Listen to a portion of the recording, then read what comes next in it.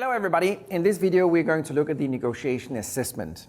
And the assessment is really where we evaluate you as a negotiator. We look at your competence within your stress level, your communication style, your negotiation style, and a lot of other areas. Please remember one thing when I'm going to talk about this assessment. This assessment is really about measuring you as a negotiator, and it's not measuring you as an individual or person. So it's not a personal evaluation assessment, it's really measuring the tools around you and the tools you have to use in a negotiation, the same way as we would evaluate you in how well you play golf, or how well you cook, or how well you actually drive a car. Now we have different areas that we're going to look at, and obviously the report you're going to get is looking completely identical to what I'm going to show on the screen right now. One of the first things we're actually going to look at is your negotiation style. And the way we actually illustrate that is, as you can see on the screen right here, right now. We have a circle that describes the different negotiation styles that we're talking about. And we have obviously the combative-oriented negotiator, we have the more concession-oriented negotiator, we have the SMARTnership that is into collaboration, and then we're also measuring what we call the bluff threat level as a negotiator. What we're also doing in this case is we're also looking at your values, and we're doing that up here. So that means we're actually looking at your primary and secondary negotiation style. And all of us got that. We have a primary style that we use most often, and we have a secondary style that we sometimes go to. Besides that, we're also looking at your level of bluff threat. And bluff obviously is when we're sending out a smokescreen, when we're holding back information, or when we're lying. And the threat level is obviously just a threat. And a threat is if I was telling you in a negotiation, if you don't do it the way I want it, well, perhaps the whole thing break down and you and I will not make it to sign a contract. That would be a threat. And last but not least, we're actually looking at how are you conducting negotiation when and if you do become stressed. And stress in our philosophy is not the sickness or the disease stress. That's basically when you get a physical reaction in your negotiation. So that means your body will send a nonverbal signal to you. Some people in their negotiations, when they get stressed, just get very warm. Some lose their focus and concentration. Some get sweat in their hands. Some get a stomach sensation or stomach ache. And it's really important for you to know exactly what is your secret signal that is telling you that you're becoming stressed. We can't tell you that, but what we can tell you, as you can see up here, is how are you going to behave if you do become stressed? Will you become more combative or more concession-oriented? And we will be looking at the values when we're looking at your stress level. Now, the first thing we're going to look at, and what you have to focus on when you're getting your report, is the circle in here. And the blue circle you can see down here is actually your values. So that means that is where the system has put you as a negotiator. Now, the perfect score, if that ever existed, if we ever had one that would get the perfect score, would be right around here. So that means that would be a SMARTnership negotiator that is not too combative and not too concession-oriented either. And the level of bluff and threat would be relatively low. Now, in that example I got here, as you can see, we have a negotiator who is SMARTnership-oriented, but has a downside towards concession. If we take a look at the values that you actually got up here, in this case, we will see that we'll have a primary and a secondary. And as I just said before, everybody will have a primary, and that could be combative or concession or SMARTnership, and then there would be a secondary. In some cases, you're only having one. Now, if you're only having a combative or concession-oriented style, that might be dangerous. But if you have a SMARTnership dash either combative or SMARTnership dash concession, that could be okay, even though you might want to improve the concession and the combative side. The next item we're looking at here is the bluff and threat level, as I mentioned. And we are measuring that on a score level from 0 to 100%. Now, we know from research that the level between 0 to 18% would normally not have any negative impact on the environment in your negotiation.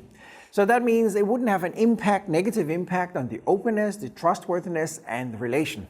But if this value goes above 18%, it would have a negative impact on your negotiation environment, and you need to reduce and focus on this area. So look at the values up here and look at the score you got. And as I just said, if it's below 18%, you're absolutely fine. You don't need to change anything. And if it's above the 18, you have to pay close attention on how you can improve this area up here. The last one we're looking at is what is the percentage risk of you becoming combative or concession orientated if you are stressed in a negotiation.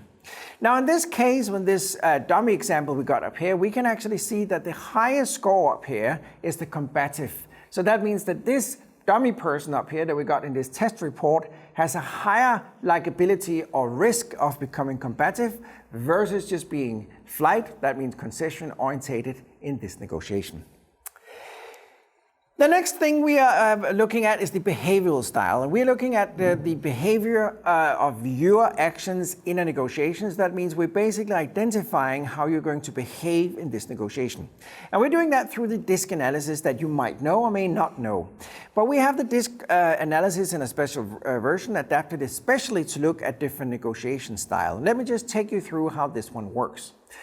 The first one we're having over here is what we call the internal style, and we're measuring you on 4 different levels. We're measuring you on the D, which stands for dominance. We're looking at your I, that stands for influence. We're looking at the S, that stands for steadiness, and we're looking at the C, that stands for compliance.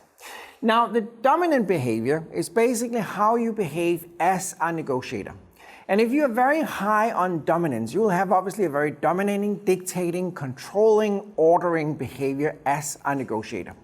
If your influential level is higher, then you would rather try and convince, persuade, or manipulate your counterpart, where the dominant, as we just talked about, would be more directly and ordering. And the steadiness level is basically, if I should translate that, a question about your patient level. Are you very patient or very low on your patient level? And the last one, compliance level, is your focus on quality and detail.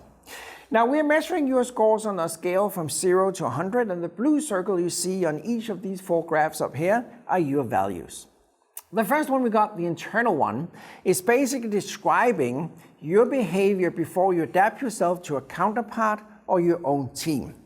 So that means that is basically describing you as a negotiator before you actually meet some other people, the counterpart or your own team.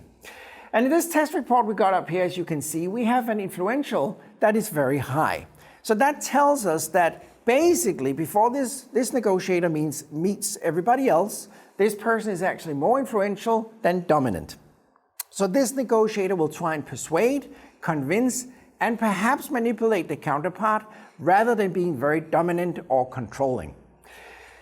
The second highest level we got is the compliance level, as you can see, and that is above the average level. We have the score of average right here. And the compliance level is the detail level. So that basically means how much into details are you, how much focus have you got on the individual details in your negotiation. And it also gives us an answer to, are you really depending on a thorough preparation, or could you basically just jump into negotiation and conduct this without having any real preparation?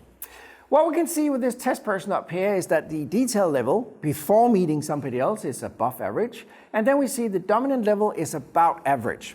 So that basically also tells us that this test person up here would rather try and convince, persuade, and manipulate the counterpart, but if that for whatever reason wouldn't work, they could actually jump into a more dominant behavior. And then the lowest value with this test person up here is the patient level. So that will basically describe that person up here as being rather impatient as a negotiator. Now the next graph I'm going to show you is the external one. And I have to be careful in explaining that very clear. Because the external one actually gives us a picture on your behavior seen from other people. So that basically means how other people look at you and expect you to negotiate. Now, obviously, this is not a 360 degrees test, so we haven't been asking anybody else. It's basically coming from your subconscious when you filled out the questionnaires and we were answering the questions. So what we actually can see here is that this test person up here thinks that everybody else looks at this person and feel that he or she should become even more influential than he or she might already be. We can also see that the dominant level is actually dropping a tiny bit. So that means that this test person here feels that he or she could become too dominant as a negotiator. Then we can see that the detail level drops a lot. And that tells us that this person might think that they could be perceived as too detail focused from other people. And then we can see that the patient level, the steadiness, is basically more or less the same. Now the third graph we got down here, the one called summary, is really the most important one for me because that really describes you as a negotiator. So if I only had this one graph down here and I should describe you, I would, if this was you on the graph right here, I would say that this would be a very influential orientated negotiator. It would be a negotiator that has a strong will to be in control of the negotiation, would want to sit in the driver's seat, but would rather convince, persuade, or manipulate the counterpart than dominate the counterpart. Now, what we can also read is that this negotiator down here, if they're not successful trying to persuade, convince, and perhaps manipulate, they will be more dominant because they need to be in charge of this negotiation moving forward. We can also see that this person's focus on details are not that high. It's below average. So they do need preparation, but they perhaps don't need the most thorough preparation in the world. And then we can also see that they would be rather impatient as a negotiator. The last graph we've got here is one called shift. And the shift graph really shows the difference between the internal behavior, that means how you are naturally as a negotiator before you adapt yourself to a counterpart and your own team, compared to how you really negotiate. And what we can see down here with this test person is that the 2 of the 4 are dropping in values and 2 of the 4 measured areas are increasing in values. So we can see the dominant is dropping, we can see that the compliance level, the detail level is dropping, and we can see an increase in influential level, and the steadiness are increasing just a tiny bit. This basically describes to us that this person could become more dominant without actually huge amount of effort. It also shows us that this person could become more detailed, focused in a negotiation, again without huge amount of effort. And it also shows us that this person could become less influential and actually become a little bit less patient if needed. What you can see on the other side here is basically the different values just pointed out in numbers, and you can read just your values going through each of these areas that we have put a score on as well. What we're going to look at right now is you as a communicator in your negotiation. And we're basically just putting a score on your communication abilities. So we're not talking about whether you're good or bad or terrible. We're basically just putting a value on it. And let me just explain what it is that we actually measure right here. What we can see here on this quadrant is that we have a very assertive negotiator, we have a very passive negotiator, we have a very open negotiator, and we got a very controlled negotiator. A very assertive negotiator up here is one that is very proactive, may talk a lot, sometimes talk without even thinking, and again just taking charge and moving the whole negotiation forward. Sometimes this style is not the best one to pick up information and listening. If we go down and look at the more passive-orientated negotiator, that is one that is obviously more quiet, better at picking up data and listening, and perhaps sometimes they only say something when they're being asked directly, or they might even raise their hand and wait for the time is right to ask a question. If we look at the open negotiator over here, if I should translate that, that would be a negotiator who actually likes people for people. So that means that to them, it's very important to be likable. It's very important to have a good environment. It's very important to be trustworthy. It's very important to have a very good personal chemistry. So if I should again translate this, I would actually say that if you have a very open negotiator sitting with a really tough negotiation, and some cases and details in this negotiation that is very tough. If they're sitting with a counterpart they really like and trust, this negotiation might actually become quite easy. But on the other hand, if they're sitting with a negotiation that's actually kind of piece of cake, but sitting against somebody and meeting a counterpart they don't like or don't trust, this negotiation could be really, really difficult to actually be successful in. Then we have the more controlled negotiator, and the more controlled negotiator is one that basically just is focused on the outcome. So the relationship, the personal chemistry, and the trust is really not a key element. Communication is basically just a tool to achieve the target, to achieve the purpose. So what we're seeing with the control one is, back to my example just a minute ago, if they're sitting with a really tough case, who they're sitting and meeting as the counterpart is really not crucial. So whether it's easy or tough, that doesn't really have an impact, and the person they're meeting doesn't really have an impact either. The blue circle you got here in your report is obviously your value. So in this test person's case up here, we can see that this is a very assertive and open negotiator. So this will be a negotiator that is very proactive, that taking charge, is going to talk a lot, but is very dependent on other people. So the likability factor is really high. If we look out to the left, what we got out there is some keywords, some headlines that is just describing you as a negotiator as well. And I'm just going to focus on one of them, and that is the strategy down here, the last one. And there could be a lot of different statements on that one. In this case up here, this person we got here, it says people. And that basically just describes what I just mentioned. That means that this person is very dependent on the relationship. And that means if you are a very open person and you're very assertive at the same time, you will definitely be very focused on people. So what we're seeing down here, obviously, as I said, is that test person we got here in this report is very depending on people and their counterpart. And that's important to know when you step into a negotiation, where you could fall into that trap of being very dependent on the likability factor, on the relationship and the personal chemistry.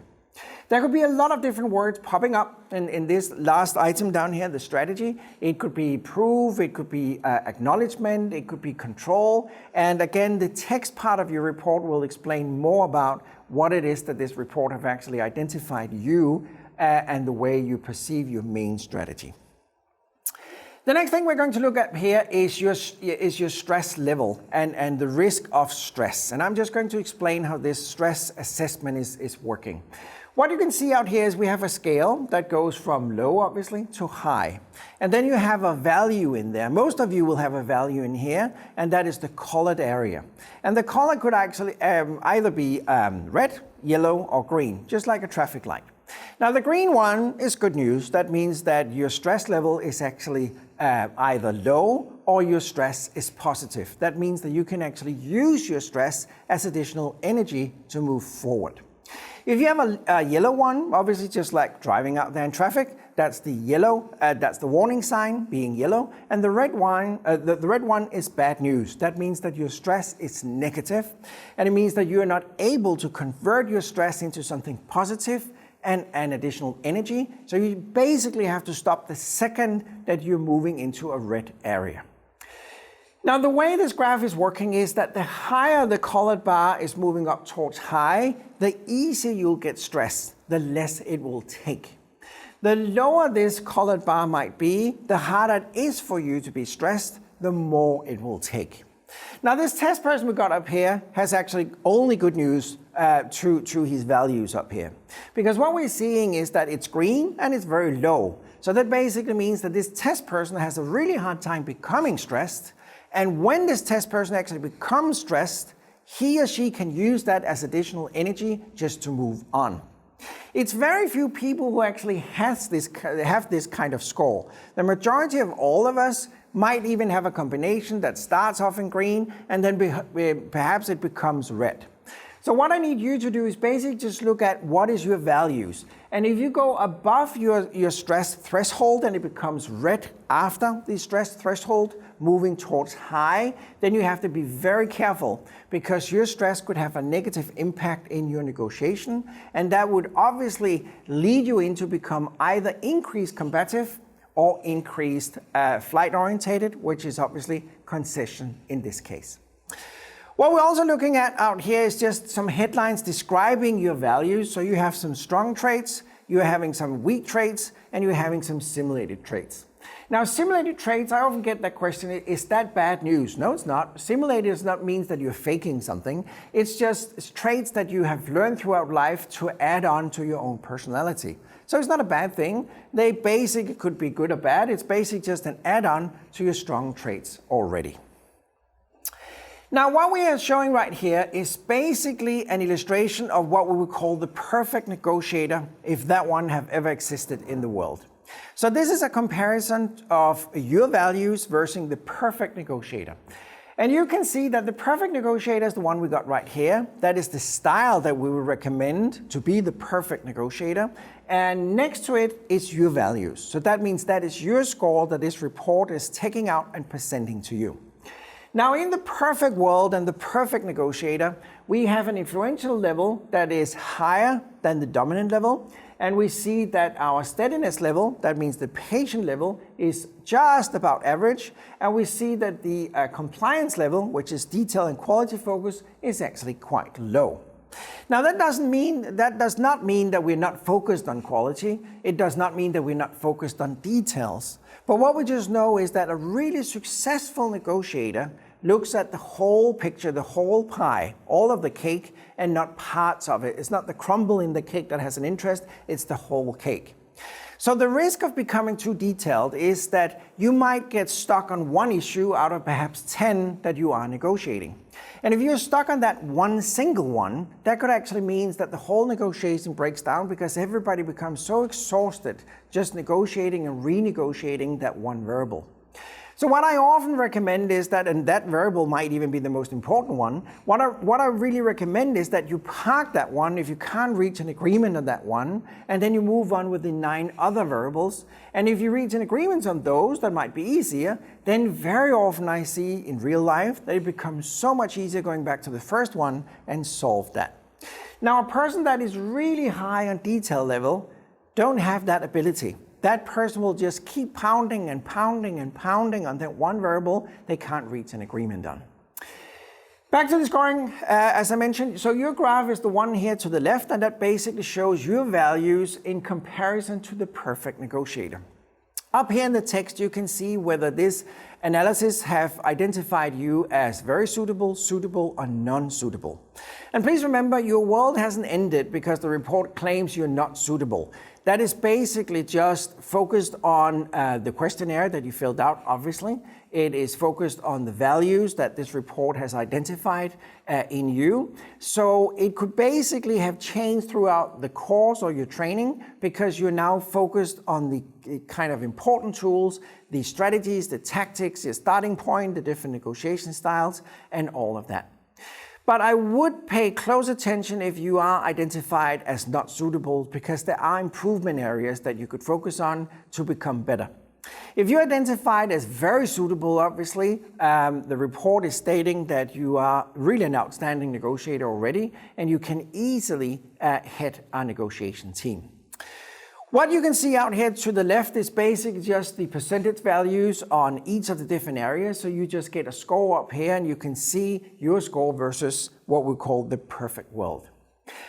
What I got right here is the stop test outcome. So if you have filled out the stop test, as we call it, that's basically just testing your theoretical knowledge compared to the perfect world. Again, if 100% is everything we need to know, how is your score versus the 100%, and how is the group score versus the 100%.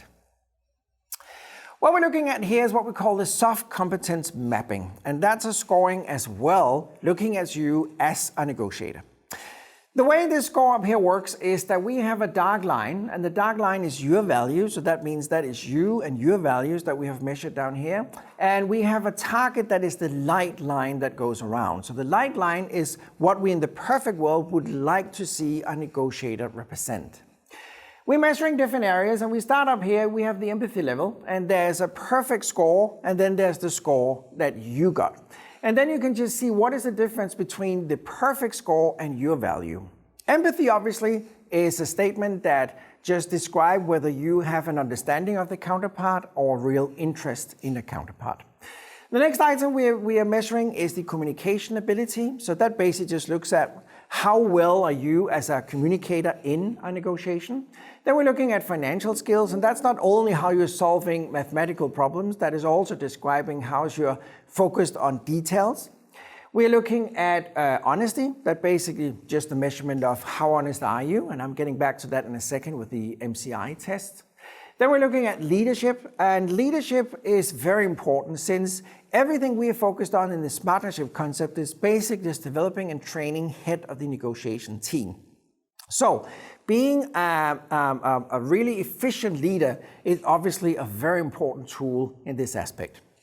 Then we got the cultural understanding, and the cultural understanding is slightly connected to the empathy level up here, because the cultural understanding is really understanding how the counterpart's mind is working, how they're thinking, and how they're acting. As we talked about, Culture is not only leaving Germany and going to Korea. Culture is basically leaving your company, crossing the street and stepping into another company. There you may have a cultural clash. Then we're looking at the patient level, and that's basically the same as I mentioned just 3 minutes ago. So that's basically how patient or impatient might you be in a real negotiation. We're looking at the influential level, and that is again related to the influential level that we saw at the DISC analysis. We're looking at your listening skills, and obviously the listening skills is a crucial and vital skill. And I often refer to this as active listening. That means that we have to ask questions. That's part of the listening skills. And then we got this, the last one, the emotional intelligence level. And that is basically understanding your emotions and the counterpart emotions. How come we sometimes become angry, surprised, happy, or whatever kind of feelings that we might have in a potential negotiation. What we're going to look at here is what we call the moral competency inventory scale. And that basically scores your moral level in a negotiation. Now, I'm definitely not the judge of saying what is right and wrong in morals, but this one is really, because this is putting a score on your moral level as a negotiator. Now, the higher the score, the easier it will be for you to be seen and perceived as trustworthy.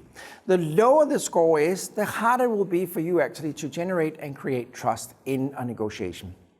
Now, this is just a test score up here, obviously. You'll have a lot of different numbers. But as you can see up here to the right, we're usually saying that a score above 90 is extremely good, and by the way, very unusual. So if you have a score above 90, you should really be very happy and very proud about yourself. The only thing I would recommend is that you think very careful about that you're not becoming naive in a negotiation either. A typical score is below 90, obviously. So if you are in the area of 90 to 80 to 90, that will be more typical. And I would say everything that really goes above 65, 70 and above that is okay. That means the moral level is absolutely okay, and you'll be able to create sufficient amount of trust in any kind of negotiation. Typically what we know is that people that are above 80 have a very, very strong sense of values in their life. And what their values might be is a completely different story. That could be right or wrong. That's not really the case here, but they are living their life based on some true and important values. And of course, I can only say, and that's a general recommendation, that might help you not only in your negotiation, obviously, but in real life as well. The last one I'm going to go through with you guys right now is the behavioral chart. And the behavioral chart is basically just looking at the different values you got here. And it's putting a scale on between 1 and 7. And the closer the blue circle, which is obviously your values again, the closer this one goes towards 7, the more the values to the right represent you.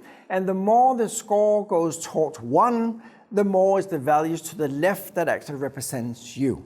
So it doesn't mean that 7 is better than 1. It's basically just describing what side and what kind of values is this going towards. You can read more about these values in the text part of your report. So this video was basically just a general overview of how you read this assessment report. Thank you.